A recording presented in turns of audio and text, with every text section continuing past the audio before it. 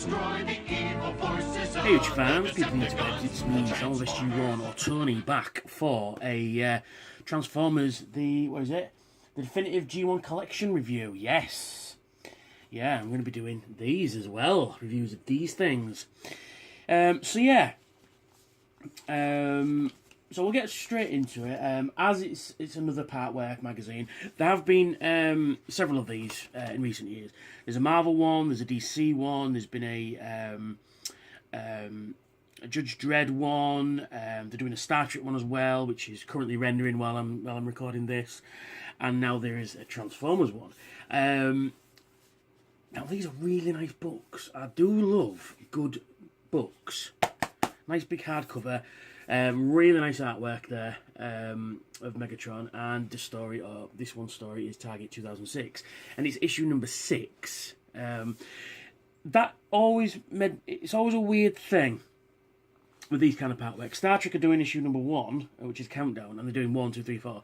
And these started in issue number 6. I mean, Target 2006, to be fair, is a really good story. It's probably one of the best of the series. So we'll just get you into a bit of a thing what they're going to be doing with this. So basically, they're going to be doing everything that constitutes as Generation 1. So we're talking all the old UK Marvel stuff, the old US Marvel stuff, the Dreamwave stuff, which I really like. It gets a bit of a what's the word I'm looking for? A bad rep, but I actually like that sort of stuff. The current RDW stuff as well, spotlights and all that sort of gear, and like the Rage of the Dinobots, all that sort of stuff. So anything that constitutes as Generation 1 as we know it right now, going into these books. So yeah, we started with Target 2006, and so what you get with the set then.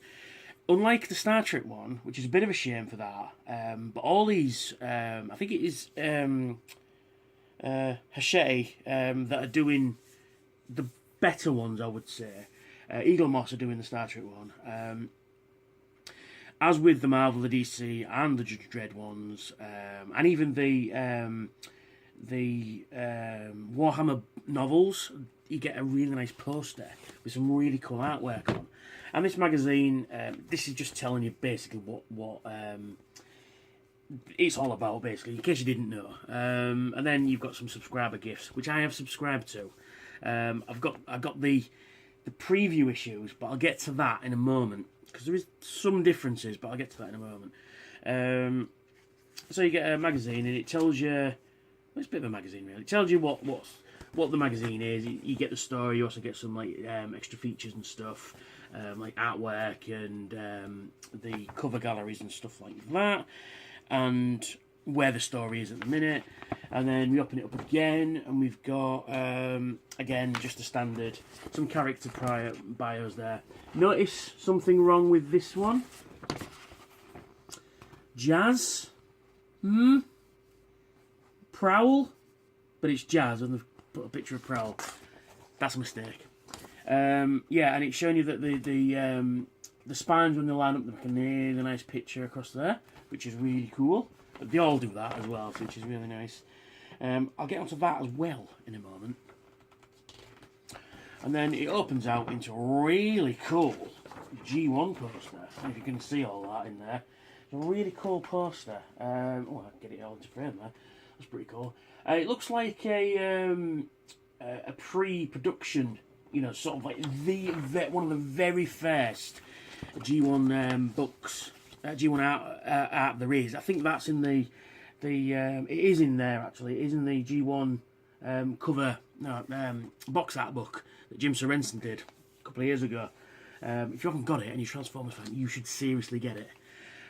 So yeah, we'll get onto the book right now. So there's the book. Really nice. I do like these hardcover books.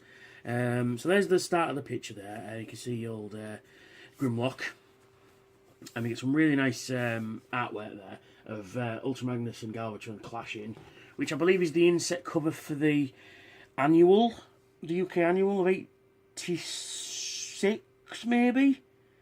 It's down there. I don't want to. It's piled under everything. There's a big pile of shit over there, and he's sorting. Because I'm just waiting to get some finishing me decorating, sorting out. That's why there's a big pile of shit here, and you know the big Star Trek boxes just piled up there for now. I've got some shelves coming. So anyway, get onto the review, and then we get into the of course Target 2006, which is really cool. Then we've got. It tells you there the issues they're doing, and what they're doing is, which is a really cool idea. They're putting in, instead of doing the US stories and then doing the UK stories separately. Now, for those of you who don't know, sorry, I'm getting ramble on again, but it's good information. Basically, what they did was, back in the day in the 80s, the UK, Marvel UK, they used to do, they would print the US material, which would then be split up into 2 or 3 issues, depending. And then, you know, it was fine for the first few weeks, but then because it was publishing fortnightly, they were running out of stuff to print before it was released in the US. So they came up with some UK only stories that actually fit into continuity, which are really cool. The first one is Man of Iron, which is a really good story. And then they did sort of big events and stuff like that, and ties to the movie, and you know, and so stuff like that. And what they've done here is they've put them in where they would have been in continuity in the UK, which is a really cool idea because we've got here. Look, these are the issues it's covering. We've got Transformers issues 78 to 88. Aerial Box over America, Transformers US 21, Heavy Traffic issue 22, and Decepticon Graffiti issue 23. Which is really nice. And then we've got an introduction. Oh, that's the cover. That's it. It's from an issue. There it is. The inset cover. I knew I'd seen it somewhere. Crunch Time. Issue 86. Nothing really telling could be accomplished without risking continuity cataclysm. So yeah, it's basically introducing why they're doing what they did, and then the story so far, it's of where we got up to before this story exists, which is really cool. And then we're into the story, which is who did the story for Target 2006? Writer Simon Fairman, obviously. Jeff Anderson, Will Simpson, Ron Smith, Jeff Senior. Additional links: Tom Marks, colours, Tony Joswiak, if I'm saying that wrong, I do apologise. John Burns, Gina Hart, letters: Richard Starkin, Annie Alfakri. If I'm saying that wrong, I do apologise. Then we've got Aerial Box over America. We've got writer Bob Budiansky, pencils, Don Perlin, inks Ian Atkin and Brian Garvey. Letters: Janice Chang, colours Neil Yotov, and it's pretty much the same for the others as well. So, like I say, I keep teasing at you. I'm not going to go into too much of the story. And the artwork is awesome. It's very cool. It's very, very, very awesome. But the one thing that did jar me when I was a kid, and still kind of does, some great artwork there. Also, as well, they do a little continuity things there where certain characters are absent in the story, and there's a reason why, and then they explain it here, which is really cool. And then we've got some great, character stuff there, some great artwork, I keep saying great, don't I? And it just goes on like that. And then we've got the new leaders. So this would have been in the comic book, and it's explaining who Ultra Magnus is, because at this point, I think the Transformers, the movie, hadn't come out yet in the UK, and it's just sort of explaining it. And then we've got Wreck and Rule, which is the Wreckers' battle cry. I think this is the first time we actually see them as well, and it's showing you a like a battle strategy training. Some great stuff in here, and that's one of my favourite. I think this is Jeff Senior. It is one of my favourite images of the whole G1 UK comic. Is Galvatron riding Ultra Magnus. That is really cool. I fucking love that. That reminds me of being a kid so fucking much. But Jeff Senior's art is fantastic. It's kind of looks like the cartoon, but kind of doesn't at the same time. It's got like a really cool, some great action going on there. There's some great, he's got the balance right, you know? And yet he's put his own stamp on, like Ultra Magnus's face there. I like the fact that the window's cracked. His optics have cracked. So fighting with Galvatron. And it just shows you how powerful Galvatron is. You know,